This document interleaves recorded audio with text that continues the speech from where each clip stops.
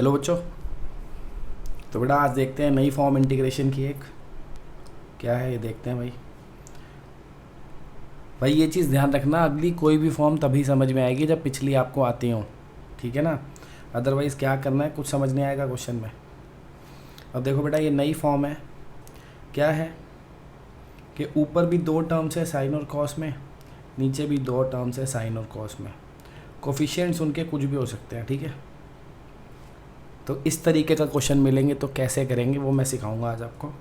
लेकिन पहले समझ लो किस तरीके का क्वेश्चन, कि क्वेश्चन में क्या होगा भाई, ऊपर भी दो टर्म्स है साइन कॉस, नीचे भी दो टर्म्स है साइन और कॉस, सिर्फ साइन और कॉस की बात हो रही है और पावर्स 1 ही होनी चाहिए। दूसरी काम की बात, ऊपर ज़रूरी नहीं है दोनों हो, ऊपर ज़रूरी नहीं है ये दोनों हो, ऊपर दोनों में से कोई एक भी हो सकता है। इस बात को बेशक आप नोट बना के लिख सकते हैं, जब इसकी नोट्स बना रहे हो ना फॉर्म्स के तो लिख सकते हो। ऊपर ज़रूरी नहीं है दोनों हो, ऊपर दोनों में से एक भी हो सकता है, बट नीचे दोनों होने ज़रूरी है, तभी जाके वो ये फॉर्म बनेगी और वो मेथड एप्लीकेबल होगा जो मैं आज आपको सिखाऊंगा, ठीक है। क्या कि ऊपर दोनों में से एक भी हो सकता है, नीचे दोनों होने चाहिए। फिर कैसे करेंगे इस क्वेश्चन को देखते हैं। तो बेटा इसमें सबसे पहला स्टेप जो है, थोड़ा इसको इजी करने के लिए कि इसको आसानी से मैं लिख पाऊँ, मैं क्या कर रहा हूँ, ये जो अपना न्यूमरेटर है पूरा इसको n लिख रहा हूँ और डिनोमिनेटर को d, ठीक है। क्या करा है, ये जो अपना पूरा न्यूमरेटर है इसको मैंने n लिख लिया और डिनोमिनेटर को d लिख लिया, ठीक है बच्चों, ध्यान रखना इस बात का। अब क्या करना है आपने, ध्यान से सुनेंगे। अब क्वेश्चन आप सॉल्व कैसे करेंगे, आप क्या करेंगे, पुट करेंगे जो आपका न्यूमरेटर है उसको आप पुट करोगे ए कोई कांस्टेंट वैल्यू होगी, ठीक है, वो हम निकालेंगे, into denominator as it is, a into denominator plus B into derivative of denominator, ठीक है ना। क्या करना है आपने, जो न्यूमरेटर है अपना उसको यहाँ लिखना है एज इट इज़, फिर ए लिखना है, कांस्टेंट होगा हम निकालेंगे, आप अभी ए ही लिखोगे, यहाँ पे लिखोगे डिनोमिनेटर एज इट इज़, इस डी की जगह क्या लिखोगे, ये डिनोमिनेटर पूरा, और डी डैश का मतलब तो पता है ना, डेरिवेटिव ऑफ डी, यानी इसका डेरिवेटिव, ठीक है। फिर जब आपके पास ये एक इक्वेशन आ जाएगी, आप दोनों साइड कंपेयर करोगे दोनों साइड्स और आपको ए और बी की वैल्यू मिल जाएगी, ठीक है। वो भी क्वेश्चन करूँगा तो समझ में आ जाएगा। अब मान लो आपको ए और बी की वैल्यूज़ मिल गई हैं, तो आप ये जो ऊपर आपका न्यूमरेटर है इसकी जगह ये पूरा लिख दोगे ना, लिख दो, देखो क्या आएगा।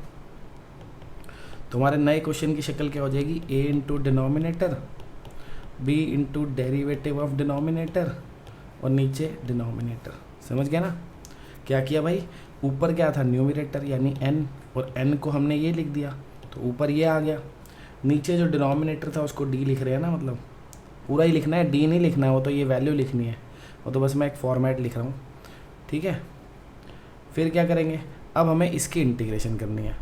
अब इसकी इंटीग्रेशन करना बेटा कोई मुश्किल बात है नहीं, देखो आप सेपरेट कर लोगे a into denominator upon denominator, ठीक है, और ये b into derivative of denominator upon denominator, ठीक है ना। ये दोनों अलग अलग ले लिए इंटीग्रेशन में, इसको अलग ले लिया, इसको अलग ले लिया, ठीक है। अब आप क्या कर सकते हो, अब आपको दिख रहा है बेटा कि यहाँ पे ये d और d कट जाएगा, क्योंकि a तो बाहर कांस्टेंट है ना, वो तो ऐसे ही रहेगा, तो ये d और d कट जाएंगे, काट दो। यहाँ पे नहीं कट पाएंगे क्योंकि ये d है और ये उसका डेरिवेटिव है, तो ये दोनों चीज़ें सेम कोई होंगी जो कट जाएंगी, नहीं कटेगी ना। अब इधर क्या रह गया, सिर्फ a रह गया, सिर्फ a रह गया बच्चों, तो a की इंटीग्रेशन तो आप कर ही लोगे भाई, a तो कांस्टेंट है ना, a क्या है, कांस्टेंट है, कांस्टेंट की इंटीग्रेशन क्या हो जाएगी, x लग जाएगा ना साथ में, तो इसकी इंटीग्रेशन तो ax हो जाएगी। और इधर आपको दिख रहा है कि ये d है और इसका डेरिवेटिव ऊपर है, तो इस वाले पार्ट में आप d को t पुट कर लोगे, क्या करोगे, इस वाले पार्ट में आप क्या करोगे, पुट कर लोगे d को क्या, t, फिर डेरिवेटिव क्या आ जाएगा, d डैश, ये dt बाई डी एक्स, सही है। तो आपको दिख रहा है कि d डैश डी एक्स क्या हो जाएगा, dt। तो अब हम क्या करेंगे, ये d dash into D x की जगह क्या लिख देंगे भाई, dt, और d की जगह क्या लिख देंगे, t, तो क्या आ जाएगा, क्या आ जाएगा भाई, तो ये आ जाएगा b अपॉन t dt, समझ गया ना क्या हुआ, d dash x D x को हमने लिख दिया dt, बी को लिख दिया एज इट इज़, और डी की जगह हमने क्या लिख दिया, टी। अब ये बी जो है बच्चों, ये जो बी है ये कांस्टेंट है, तो ये 1/t तो है ना, बी तो इंटीग्रेशन से बाहर आ जाएगा, और 1/t की इंटीग्रेशन क्या होती है, log t। तो यानी इस वाले पार्ट की इंटीग्रेशन क्या हो जाएगी, b log t। तो दोनों पार्ट्स इंटीग्रेट हो गए, समझ गए ना, सी तो लगा ही दोगे प्लस। तो बस यही है बेटा कि जब भी आपको साइन कॉस दे रखे हों ऊपर नीचे दोनों जगह, ऊपर दोनों में से एक भी हो सकता है, नीचे दोनों होने ज़रूरी है, तो वो ये वाली फॉर्म है। करना कैसे है फिर, न्यूमरेटर को पुट करना है a into denominator, b into derivative of denominator. Numerator की जगह वो लिख देंगे डिनोमिनेटर एज इट इज़। फिर जब अलग अलग करेंगे हमेशा इस जगह पूरा डिनोमिनेटर कट जाएगा, सिर्फ a बचेगा, तो हमेशा ax आएगा। मतलब इसका आंसर भी फिक्स्ड है, ऐसा ही आएगा, a कुछ कांस्टेंट होगा और साथ में x आएगा। और इस साइड क्या होगा कि भैया एक फंक्शन ऊपर है एक नीचे है, और हमें दिख रहा है नीचे जो फंक्शन है ऊपर उसका डेरिवेटिव है, तो हमेशा t पुट करेंगे और log t आएगा। क्या आएगा, log t, साथ में b आएगा। तो कुल मिला के जो इस फॉर्म का आंसर आएगा, इस फॉर्म का आंसर हमेशा फाइनल जो आएगा बच्चों वो ऐसा ही आएगा, जैसे ax होगा प्लस b कोई नंबर होगा, साथ में log होगा, log में t क्या होगा, t वो जो आपका डिनोमिनेटर था, प्लस c। यानी इस वाली फॉर्म का आंसर हमेशा इसी शक्ल में आएगा। कुछ और आ रहा है तो आपने ड्रामा कर दिया कुछ ना कुछ। a और b कोई कांस्टेंट होंगे वो हम निकाल लेंगे, आंसर हमेशा इसी शक्ल में आएगा। ठीक है, यहाँ पे वो डिनोमिनेटर। ठीक है, क्वेश्चन करेंगे अभी, ज़्यादा क्लियर हो जाएगा आपको। क्वेश्चन करने से पहले फॉर्म को नोट कर लिया करो रजिस्टर में, ताकि जब मैं क्वेश्चन करूँ तो आपको समझ आए क्या कर रहा हूँ मैं। देखो अब जैसे इसको करना है तो हम क्या करेंगे, जो अपना न्यूमरेटर है 3 sin x plus 2 cos x, इसको हम पुट करेंगे a into denominator as it is. Denominator is 3 cos x plus 2 sin x, ठीक है, plus b into derivative of denominator. Denominator का डेरीवेटिव क्या हो जाएगा, -3 sin x plus 2 cos x। समझ गए भाई क्या हुआ है, समझ गए। देखो क्या किया हमने, जो न्यूमरेटर था ये, इसको हम पुट कर रहे हैं क्या, a इंटू डिनोमिनेटर, ये डिनोमिनेटर है ना देखो, plus b into derivative of denominator. इस डिनोमिनेटर का डेरीवेटिव ही तो है ये, सही है ना। अब आपने क्या करना है, a और b की वैल्यू निकालनी है। वो कैसे निकलेगी, on comparing coefficients of sin x and cos x। sin x and cos x, sin x और cos x के कोफिशिएंट कंपेयर कर लो। आपको यहाँ पे दिख रहा है साइन का कोफिशिएंट क्या है, 3, लिखो, सही है। फिर आपको दिख रहा है कि भैया इधर sin x का कोफिशिएंट क्या है, देखो ये a जब इससे मल्टीप्लाई होगा तो कोफिशिएंट क्या बन जाएगा, 2 इंटू a, है ना।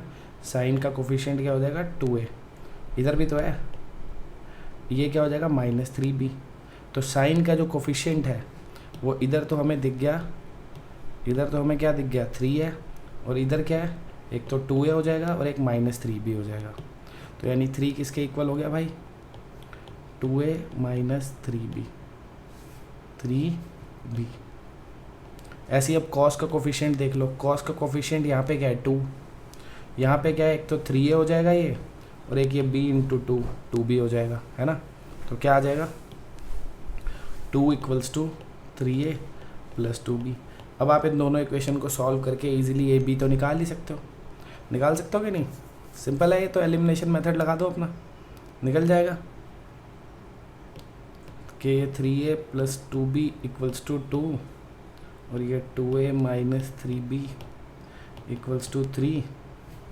क्या करते हैं हम, वो कोफिशिएंट्स इक्वल कर लो, इसको 3 से कर दिया, इसको 2 से, क्या आ जाएगा भाई रिजल्ट, देखो ये जो है ये 3 × 2 6 हो जाएगा ना, ये भी 2 × 3 6 हो जाएगा, तो ये भी 6 भी हो गया, ये भी 6 भी, ऐड किया तो कट गए। नहीं तो आप अपना आराम से तसल्ली से स्टेप बाय स्टेप कर सकते हो।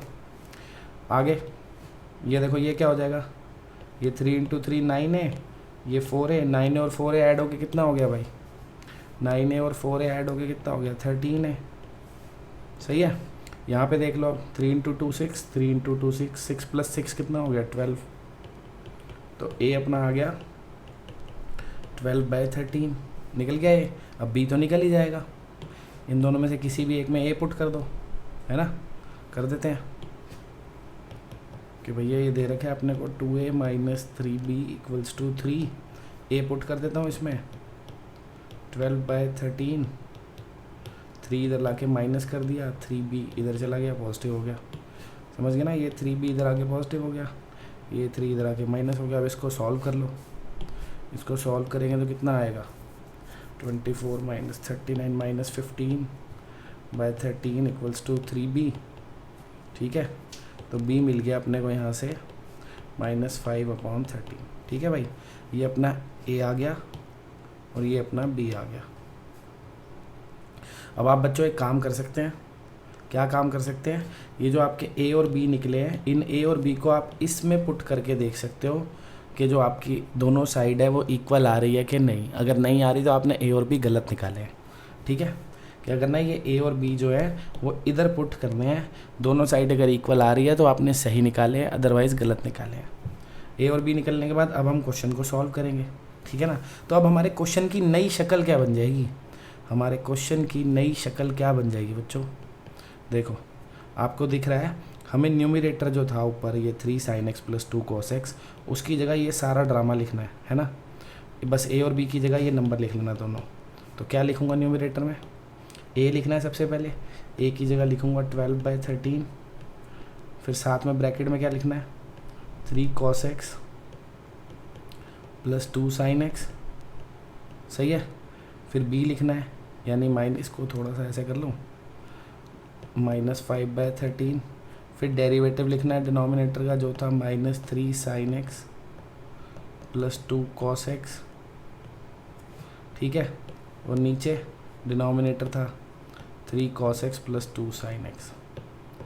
समझ गया ना भाई क्या किया है।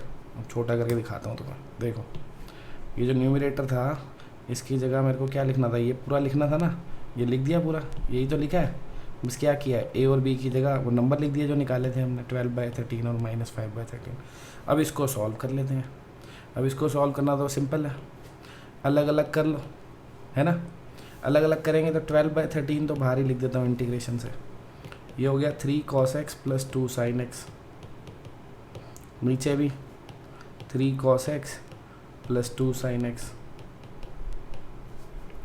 dx, -5/13 ये -3 sin x + 2 cos x upon 3 cos x + 2 sin x, ठीक है। dx लिखने की तो जगह ही नहीं बची, चलो dx लिख लेना भाई, मैंने dx नहीं लिखा, तुमने हर स्टेप में लिखना है। अब इधर आपको दिख रहा होगा कि भैया ये दोनों सेम हैं, ये और ये सेम है, तो कट गए ना। और इधर आपको दिख रहा होगा कि भाई इसका डेरिवेटिव ऊपर है, तो आप इसको t पुट करोगे, ये dt हो जाएगा, 1/t आएगा, 1/t की इंटीग्रेशन क्या हो जाएगी log t, है ना। तो अपना आंसर क्या आ गया, सीधा 12/13 x हो गया ये, और इधर 5/13 log t आएगा, t क्या था 3 cos x + 2 sin x। Question हो गया। आपने सीधा नहीं लिखना, पूरा करके दिखाना है क्वेश्चन भाई। इस वाले पार्ट में तो सीधा है क्योंकि ये कांस्टेंट 1 रह गया अंदर, 1 की इंटीग्रेशन x कर दी। इस वाले में आप डिनोमिनेटर को t पुट करोगे, ऊपर डेरिवेटिव है तो ऊपर dt आ जाएगा, नीचे t आएगा, 1/t की इंटीग्रेशन log t। अगर आपने पीछे का सब पढ़ा है तो ये समझ आ गया होगा कैसे करा है, नहीं समझ आया तो आपने पीछे कुछ इंटीग्रेशन नहीं पढ़ी, ठीक है। तो भाई ये क्वेश्चन ऐसे होगा, बस ये पार्ट मैंने मुँह ज़ुबानी कर दिया, आपको पूरा करके दिखाना है, टी वगैरह पुट करके। हो गया क्वेश्चन, ठीक है बच्चों। चलते हैं अगले क्वेश्चन की ओर। तो ये है भाई अपना अगला क्वेश्चन। देखो इस क्वेश्चन में तो साइन कॉस है ही नहीं, हम तो साइन कॉस की बात कर रहे थे, है ना। तो ले आते हैं साइन कॉस, इसमें क्या है, साइन कॉस ले आते हैं भाई। कैसे आएंगे साइन कॉस, इसको कन्वर्ट कर देता हूँ ना साइन कॉस में, 1 + tan की जगह क्या आ गया sin/cos, सही है। फिर एलसीएम ले लो, इंटीग्रेशन को इसको i लिख दूँ, वही अच्छा लगता है ना फिर ऐसे लिखने में आगे। तो अब अपने i की वैल्यू क्या आ गई नई, cos x upon cos x + sin x। हो गया कि नहीं हो गया भाई। ये tan को लिख दिया sin/cos, cos एलसीएम ले लिया तो ऊपर चला गया एलसीएम आके, और इधर भी 1 से मल्टीप्लाई हो गया, ये आ गया। अब अपना क्वेश्चन वही बन गया, नीचे साइन और कॉस है, ऊपर कहा था दोनों भी हो सकते हैं, दोनों में से एक भी हो सकता है। तो अब आप क्या करोगे, वही ये जो आपका न्यूमरेटर है इसको पुट कर लोगे, क्या पुट करोगे बताओ, इस कॉस एक्स को क्या पुट करेंगे हम, A into denominator as it is cos x plus sine x plus B into derivative of denominator, denominator का डेरिवेटिव क्या हो गया, minus sine x plus cos x. ठीक है, तो ऐसे करोगे और ए और बी की वैल्यू निकालोगे, क्वेश्चन हो जाएगा। अब कुछ बच्चे इसको बिना ऐसे करे भी कर देते हैं, थोड़ा दिमाग लगा के, भाई ऐसी शक्ल बनानी है ना, कुल मिला के हमको पता है हमें ऐसी शक्ल बनानी है, एक कॉस प्लस साइन चाहिए, एक माइनस साइन प्लस कॉस चाहिए, ए और बी कोई दो नंबर होंगे जिनको कुछ भी ऐसा नंबर होंगे जिनको यहाँ पे रख के पूरा सॉल्व करके क्या आ जाए कॉस, तो वो बिना ये सब करे भी दिमाग लगा के कर सकते हैं। ठीक है, ज़रूरत नहीं होती दिमाग लगाने की, आप अपना फॉर्म आपने सीखी है वैसे ही करो क्वेश्चन, बट फिर भी मैं दिखाता हूँ दूसरे मेथड से कैसे हो सकता है क्वेश्चन। मेथड वही है, बस ए बी निकाल नहीं रहे हम, वैसे हम सीधा दिमाग लगा के जुगाड़ लगा के वैसी शक्ल ले आएंगे जो ए और बी निकालने के बाद आएगी। ठीक है, बाकी आप अपना ए बी से कर सकते हो क्वेश्चन।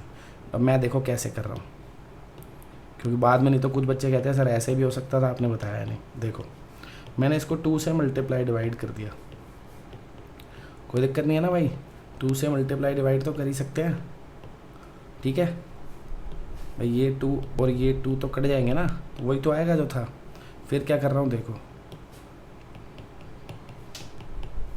2 cos x को लिख लिया cos x plus cos x, कर सकते हैं ऐसे, और plus sine x minus sine x भी कर दिया, कोई दिक्कत नहीं है ना।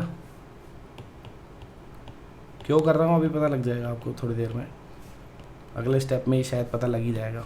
देखो क्या किया, पहले ये 2 से मल्टीप्लाई डिवाइड कर सकते थे क्योंकि कट के वही आएगा जो क्वेश्चन था, ये आएगा ना, तो इसलिए ये स्टेप तो सही है। फिर क्या किया, ये 2 cos x को cos x plus cos x कर दिया और अपनी तरफ से प्लस माइनस साइन x कर दिया। अब क्या करेंगे देखो, अब क्या करेंगे देखो भाई, इसमें से एक cos x plus sine x को अलग ले लिया और उसके नीचे cos x plus sine x अलग लिख दिया, और एक cos x minus sine x को अलग ले लिया, उसके नीचे cos x plus sine x अलग लिख दिया।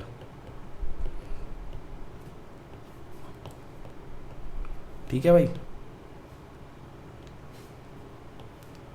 समझ गया ना क्या किया है भाई, ये cos x plus sine x अलग ले लिया, ये इसके नीचे डिनोमिनेटर अलग, और ये cos x minus sine x ये अलग ले लिया, इसके नीचे डिनोमिनेटर अलग।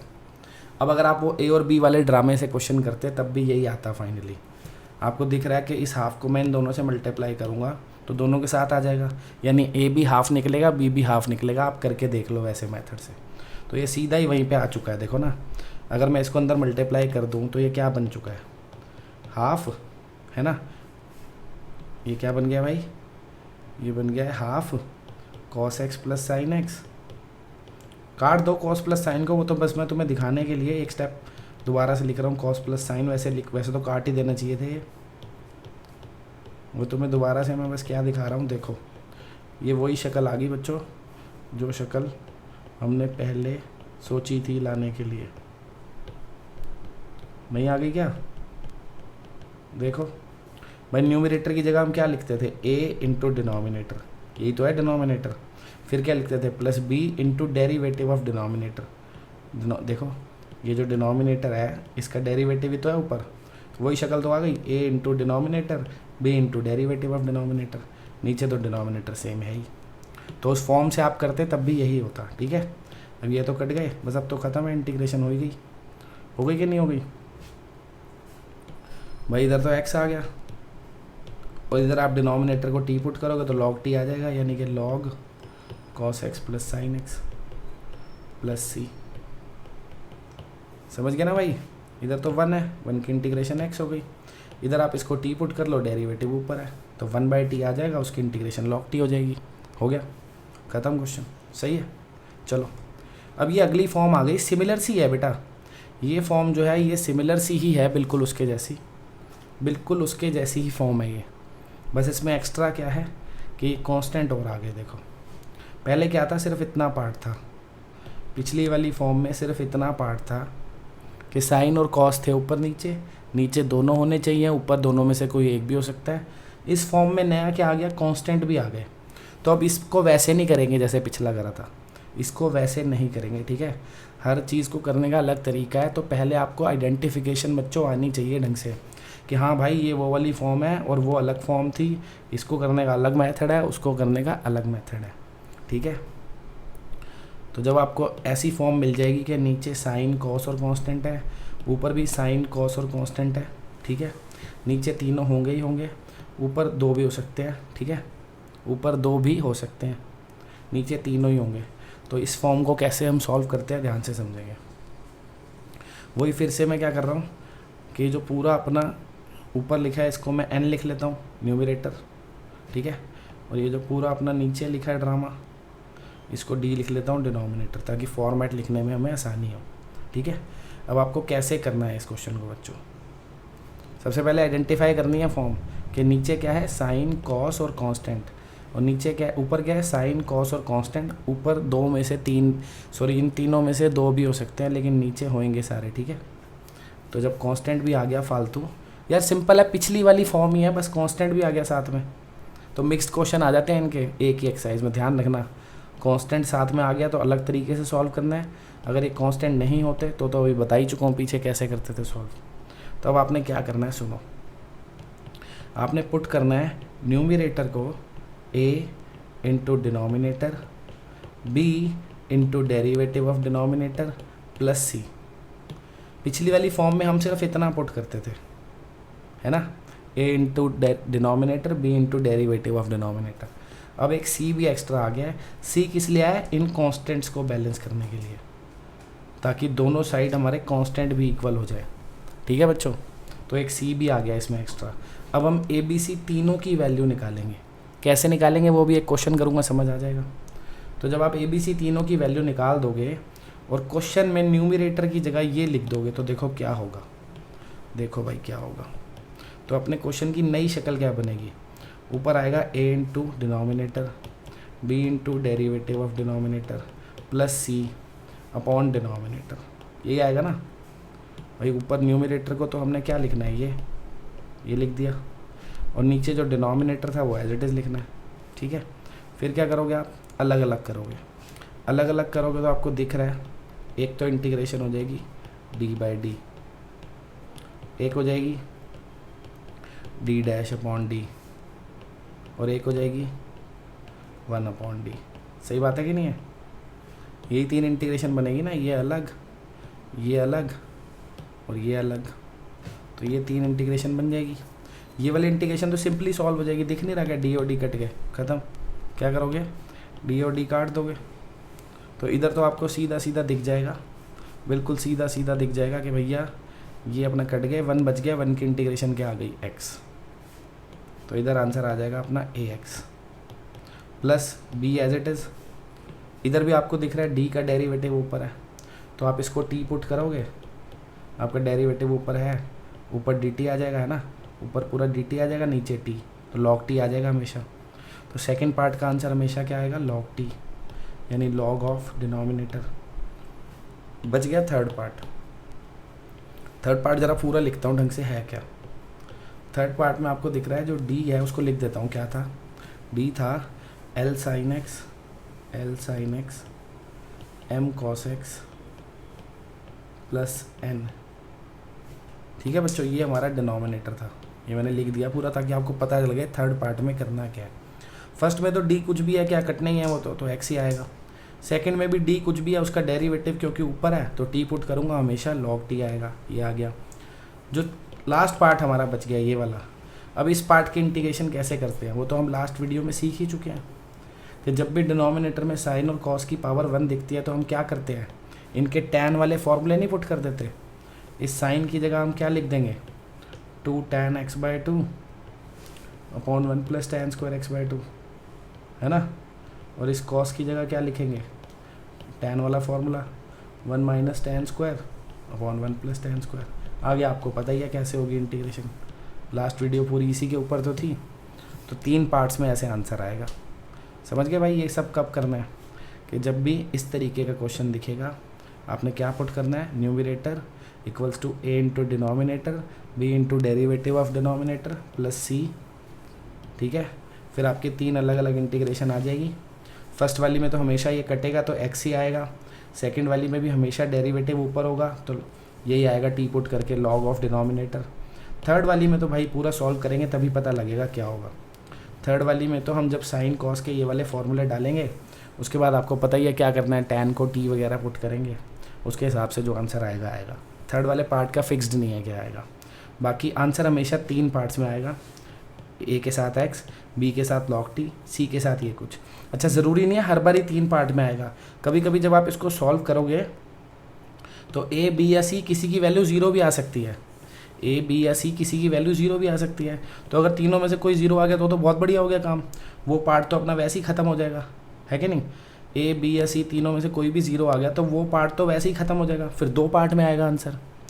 लेकिन ये है कि अगर बाई चांस तीनों निकलेंगे तो ए के साथ हमेशा इंटीग्रेशन सीधे सीधे x हो जाएगी, बी के साथ लॉग ऑफ डिनोमिनेटर आ जाएगा, सी के साथ आपको थोड़ी मेहनत करनी पड़ेगी। ठीक है, क्वेश्चन कर देता हूँ एक, देखो जैसे भी ये क्वेश्चन है आपको दिख गया, नीचे क्या है साइन कॉस और कांस्टेंट, ऊपर सिर्फ कॉस और कांस्टेंट है। क्या करेंगे, पुट करेंगे, क्या पुट करेंगे भाई, ये जो अपना न्यूमरेटर है 3 cos x + 2, इसको हम पुट करेंगे a into denominator as it is पूरा। डिनोमिनेटर क्या है साइन x + 2 cos x + 3, फिर साथ में plus b into denominator of denominator का derivative, b into derivative of denominator which is cos x - 2 sin x plus c। समझ गया ना भाई कैसे पुट किया है। न्यूमरेटर की जगह क्या लिखा, a इंटू पूरा डिनोमिनेटर, फिर b ये डिनोमिनेटर का डेरिवेटिव है, देखो इस डिनोमिनेटर का डेरिवेटिव यही आएगा ना, और प्लस c। अब आपने क्या करना है, ए बी सी निकालने हैं अपने, तो क्या लिखोगे, on comparing coefficients and constants, दोनों साइड कोफिशिएंट्स और कांस्टेंट्स कंपेयर करेंगे। ध्यान से सुनना, सबसे पहले यहाँ पे देखो cos x का कोफिशिएंट क्या है 3, यहाँ पे cos x का कोफिशिएंट क्या है 2a, और इधर भी है b, है ना, b भी तो मल्टीप्लाई हो रहा है cos से, तो एक तो ये 2a हो गया और एक ये b हो गया, और इधर क्या है 3, तो 3 किसके इक्वल हो जाएगा 2a + b। समझ गया ना भाई, cos का कोफिशिएंट यहाँ पे 3 था, यहाँ पे एक तो ये 2a हो जाएगा, ये a और 2 मल्टीप्लाई हो जाएंगे, a और 2 2a प्लस ये b।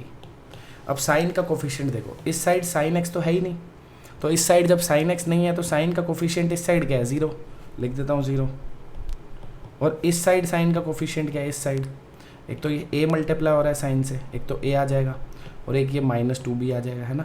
इस b को, इस वाले b को -2 से मल्टीप्लाई करूँगा तो -2b भी तो साइन का कोफिशिएंट है, ये a भी साइन का कोफिशिएंट है, तो क्या आ जाएगा a - 2b। ठीक है, एक और इक्वेशन बनेगी कांस्टेंट वाली, यहाँ पे कांस्टेंट क्या है 2, यहाँ पे कांस्टेंट क्या है, एक तो 3a और एक ये c, सही है ना। कांस्टेंट क्या है जिसमें वेरिएबल नहीं है, वेरिएबल अपना x है, तो a इंटू 3 एक कांस्टेंट वैल्यू हो गई क्योंकि इसमें x नहीं आएगा, एक ये c हो गया। तो इस साइड कांस्टेंट क्या है 2, इस साइड क्या है 3a + c, तो 2 किसके इक्वल हो गया 3a + c के, सही है। अब आपको a b और c तीनों निकालने हैं, तो पहले आप इन दोनों से a b निकाल लो, निकाल ले इन दोनों से a b। देखो क्या करते हैं, इसको 2 से मल्टीप्लाई कर देते हैं और ऐड कर देते हैं, सिंपल देखो हो जाएगा। क्या होगा, आपको दिख रहा है कि 2b और 2b फिर कट जाएगा ना, और इधर क्या आ जाएगा, इस साइड क्या आ जाएगा भाई, यहाँ आ जाएगा 6, यहाँ आ जाएगा 5a। समझ गया क्या हुआ है बच्चों, इस इक्वेशन को मैंने पूरी को 2 से मल्टीप्लाई किया, +2b - 2b कट गया, ये 2 × 2 4a + a 5a हो गया, और ये 2 × 3 6 + 0 6 हो गया, a निकल गया यहाँ से, a क्या आ गया अपना 6/5, क्या आ गया भाई a आ गया अपना 6/5। अब a को अगर मैं इधर पुट कर दूँ तो b निकल जाएगा ना, इसमें a डाल दूंगा 6/5 तो b 3/5 दिख गया, नहीं तो आप अपना आराम से निकाल के देख लो, b आ गया 3/5। अब अगर आपने इस a को इधर डाल दोगे तो आपका c भी निकल जाएगा, निकाल लो c क्या आ जाएगा भाई 2 = 3 × 6/5 + c, क्या निकल गया भाई सी, 10 माइनस 18 माइनस 8/5 आ गया सी। ठीक है, तो ये आपके अब ए बी सी तीनों निकल गए, ए भी निकल गया, बी भी निकल गया, सी भी निकल गया। समझ गया ना बच्चों क्या किया है भाई? हमने क्या किया अभी तक? पहले तो वही फॉर्म फॉलो की थी, न्यूमरेटर को पुट किया था a into denominator b into denominator का डेरिवेटिव प्लस सी, फिर हमने कोफिशिएंट और कांस्टेंट कंपेयर करके ए बी सी निकाल लिए। अब आप चाहो तो अपने तसल्ली के लिए ये ए बी सी इधर पुट करके देख सकते हो इस इक्वेशन में, दोनों साइड इक्वल आनी चाहिए, वरना आपके ए बी सी गलत है। अब जब ए बी सी हो गए तो अब आपने क्वेश्चन की नई शक्ल लिखनी है। क्वेश्चन की नई शक्ल क्या होगी भाई? नई शक्ल कुछ ऐसी होनी चाहिए थी, ऊपर था a इंटू पूरा था डिनोमिनेटर, है ना, a के साथ क्या आना था? पूरा डिनोमिनेटर, वो देखता हूँ अभी क्या था। फिर b आना था, b के साथ आना था डिनोमिनेटर का डेरिवेटिव, फिर आना था c 8/5 और नीचे आना था डिनोमिनेटर। ऐसे ही कुछ था ना। डिनोमिनेटर देख लेता हूँ क्या था, sin x plus 2 cos x plus 3, sin x plus 2 cos x plus 3। भाई न्यूमरेटर में हमने यही तो रखा था, a into denominator, b into denominator का डेरिवेटिव प्लस c, तो हमने a b c रख दिए। इधर आपको ब्रैकेट्स में पता ही है, ऊपर से देख लो, नहीं तो आपको पता ही होना चाहिए। a के साथ क्या था? डिनोमिनेटर ना, लिख दो। a के साथ क्या था? Denominator, sin x plus 2 cos x plus 3, और b के साथ क्या था? b के साथ था डिनोमिनेटर का डेरिवेटिव, इसका डेरिवेटिव क्या था? cos x minus 2 sin x, सी तो था ही अकेला। अब ये हमारे क्वेश्चन की नई शक्ल आ गई। अब हम इसकी इंटीग्रेशन कर सकते हैं, अलग अलग करेंगे। जब अलग अलग करेंगे तो इधर तो ये कट जाएगा, आपको दिख रहा है पूरा, तो यानी कि एक तो हमारे पास सिर्फ क्या बचेगा? 6/5, है ना। दूसरे वाले पार्ट में आएगा 3/5, ये cos x minus 2 sin x upon sin x plus 2 cos x plus 3। ठीक है भाई, एक पार्ट तो ये वाला हो गया ना जहाँ पे ये कट जाएंगे, सिर्फ क्या बचेगा? 6/5। एक पार्ट हो गया ये वाला, और एक पार्ट कौन सा हो जाएगा? ये वाला, तीसरा पार्ट कहाँ लिखूँ? कहाँ लिखे भाई? यहाँ लिख दे तीसरा पार्ट आ गया माइनस 8/5, अंदर हो जाएगा 1 sin x plus 2 cos x plus 3। सही है भाई, ये हमारे 3 पार्ट्स में आ गई इंटीग्रेशन। इस वाले पार्ट की तो अब आप कर ही लोगे इंटीग्रेशन, इस वाले पार्ट की तो कर लोगे ना, सीधा x हो जाएगी। इस वाले पार्ट में क्या करोगे? इसका डेरिवेटिव ऊपर दे रखा है, t पुट करोगे तो ये dt हो जाएगा, नीचे t आ जाएगा, log t हो जाएगा। तो इस वाले पार्ट का तो सीधा आंसर क्या आ जाएगा? 3/5 log ऑफ दिस, है ना। और ये वाले पार्ट में क्या करोगे? लास्ट वीडियो में पूरा यही सीखा था। ये वाले पार्ट में क्या करते हैं? sin x और cos x के tan वाले फॉर्मूले डालते हैं, है ना। तो अब आगे इसकी इंटीग्रेशन आपने खुद करनी है, क्योंकि ये सारी चीज़ें मैं आपको पहले सिखा चुका हूँ। इसकी इंटीग्रेशन आपको आती है सीधा x, इसकी भी आपको आती है, डिनोमिनेटर को t पुट कर लोगे, और इसकी भी आपको आती है, tan वाले फॉर्मूले डाल लोगे और हो जाएगा। पिछली वीडियो में आपने यही सीखा है। ठीक है बच्चों, क्वेश्चन थोड़ा बड़ा है, ये पूरा कर लेना भाई। जो मैंने आपको फॉर्म सिखानी थी वो मैंने आपको सिखा दी। बेटर यही रहेगा कि इसको 3 अलग अलग इंटीग्रेशन में सॉल्व कर लेना। क्या करोगे? अपने क्वेश्चन को जैसे i मान लिया था आपने, तो इसको i1 plus i2 plus i3 कर लेना, क्योंकि किसी में t पुट करना है, किसी में नहीं करना है, सबको अलग अलग तरीके से सॉल्व करना है ना। तो अपना i1 अलग ले लेना। i1 क्या हो गया? 6/5 की इंटीग्रेशन आप कर ही लोगे। i2 अलग ले लेना, ये वाला पार्ट जो 3/5 cos x minus 2 sin x upon sin x plus 2 cos x plus 3, इसको अलग इंटीग्रेट कर लेना।